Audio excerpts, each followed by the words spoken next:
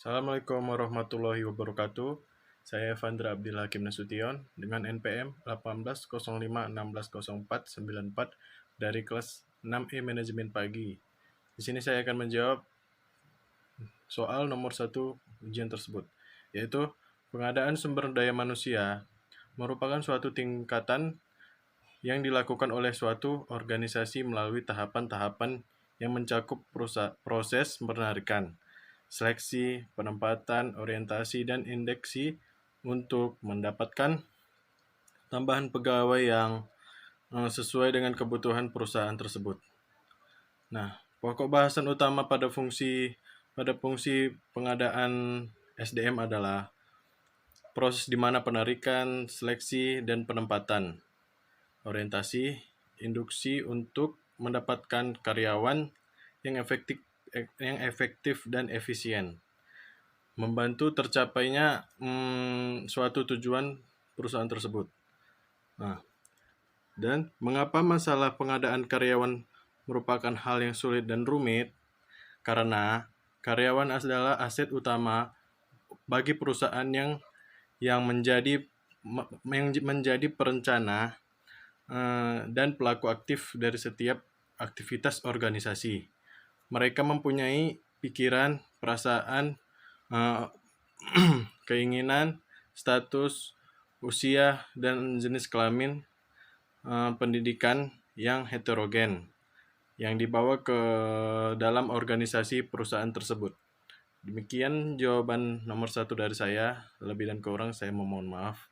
Wabillahi taufiq wal hidayah. Wassalamualaikum warahmatullahi wabarakatuh.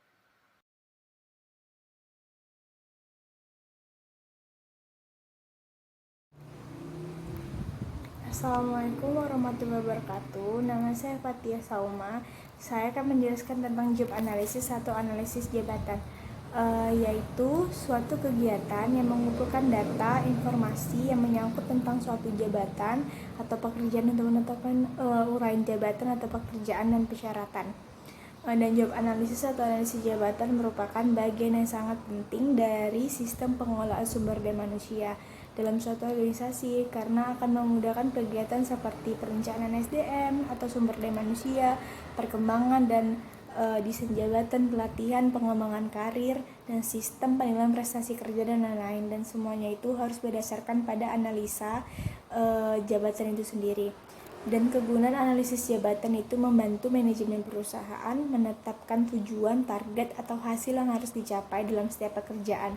Job analisis juga memudahkan HRD dalam menentukan standar kerja dan kriteria evaluasi yang terukur berdasarkan daftar tugas dan sasaran setiap jabatan itu sendiri.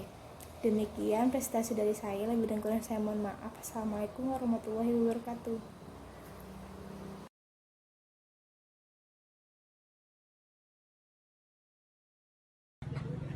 Assalamualaikum warahmatullahi wabarakatuh.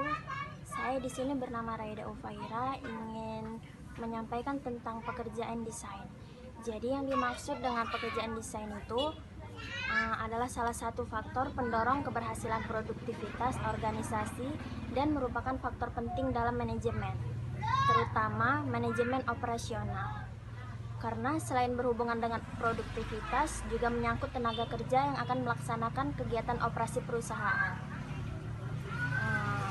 Pengertian desain pekerjaan sendiri adalah suatu alat untuk memotivasi dan memberi tantangan pada karyawan.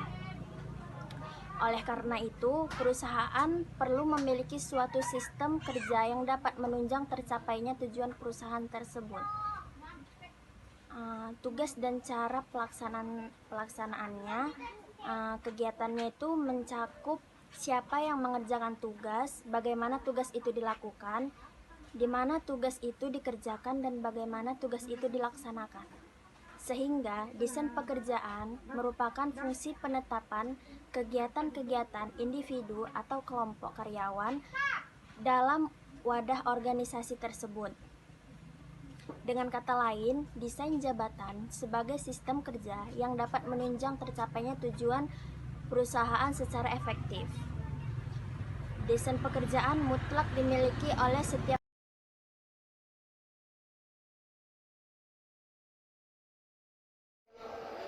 Assalamualaikum warahmatullahi wabarakatuh. Saya yang bernama Heri Susanto akan menjelaskan definisi menurut para ahli.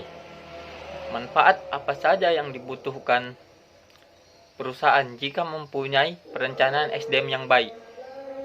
Pengertian perencanaan SDM menurut Andrew E. Sikula 1981-145. Perencanaan sumber daya manusia adalah proses membentuk kebutuhan tenaga kerja dan berarti mempertemukan kebutuhan tersebut agar pelaksanaannya berinteraksi dengan rencana organisasi. 1. Membutuhkan kinerja perusahaan efektif dan efisien. Yang kedua, menimbulkan sikap positif karyawan. Perencanaan SDM yang baik akan menimbulkan sikap positif dalam diri karyawan. Yang ketiga, meningkatkan kompetensi karyawan. SDM yang akan kompeten akan didapatkan dengan perencanaan yang terarah. Yang keempat, memperkuat posisi perusahaan di tengah persaingan. Banyak persaingan berlomba-lomba untuk menjadi yang paling unggul. Sekian penjelasan saya. Lebih kurang saya mohon maaf. Wabillahi taufik walhidayah. Assalamualaikum warahmatullahi wabarakatuh.